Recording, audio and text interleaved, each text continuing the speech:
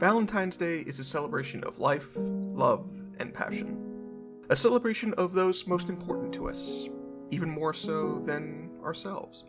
We share gifts, sweet treats, amorous words, and, hopefully, romantic moments. Long and storied is the history of various foods said to inspire feelings of love and romantic interest. Today, we explore one that emblemizes the trademark red of this holiday. The sensuous, the sublime, the immutable erotic form that by any other name would not be so sweet.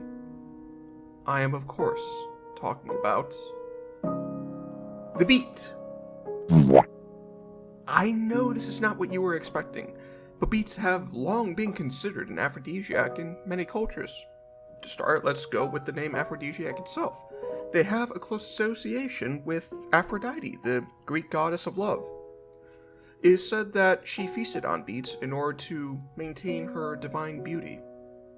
In Rome, it was believed that couples who ate from the same beetroot would surely fall in love, and likewise believed to promote romantic performance. Frescoes that decorated the walls of the lupanares, brothels if you will, in Pompeii, were preserved in volcanic ash, and among the images included in them were images of beets. The beliefs of ancient people that beets promoted amorous feelings and actions are not entirely unfounded. Beets are a natural source of tryptophan and betaine, both chemicals that have been correlated to feelings of well-being.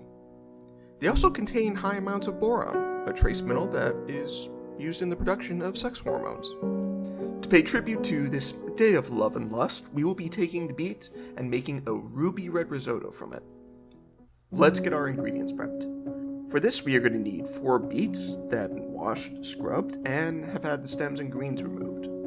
We will also need 6 cups of chicken broth, 1 yellow onion, finely chopped, 2 cloves of garlic minced, 2 tablespoons of butter, 2 cups of arborio rice, a half cup of dry white wine, 1 tablespoon balsamic vinegar, some freshly grated pecorino cheese, a 1/4 cup chopped dill, and some salt and pepper. To start, we need to cook our beets. We're going to preheat an oven to 425 degrees. Wrap each of the beets in aluminum foil, and we're going to let those roast on a baking sheet for about 90 minutes.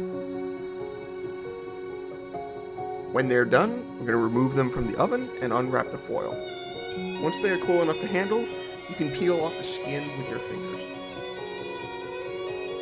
I'm going to put 2 of the beets in a blender or food processor to form a smooth puree. The other 2 we're going to chop up into 1/2-inch cubes. With that, we can start the risotto. We're going to put the chicken broth in a pot and heat it on the stovetop to a simmer. On another burner, we are going to heat up a separate pot or rimmed pan, and once it's had a couple of minutes to heat up, we can add our butter. Once the butter is melted, toss in the garlic and onion and cook until they've softened. Then add the rice and toast until it is fragrant. This will take about a minute. Next, we're going to add the wine, and we're going to let that cook down and get absorbed into the rice. Once it's fully absorbed, we are now going to take a ladle and we're going to transfer a 1/2 cup of our hot broth to the rice.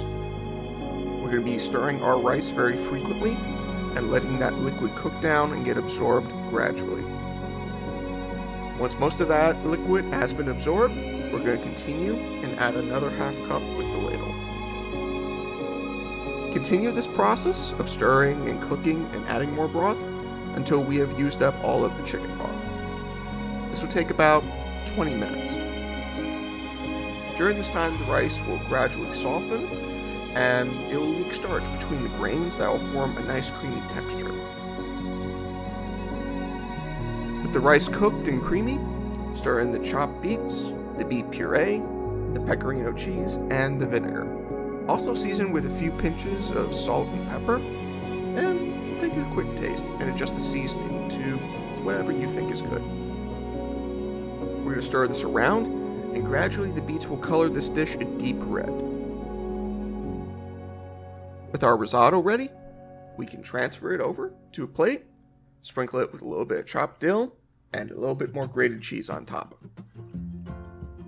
And there you have it, a sumptuous creamy dish to match the color of any Valentine. Like any relationship, risotto requires a bit of work and a bit of patience, but it is well worth the effort.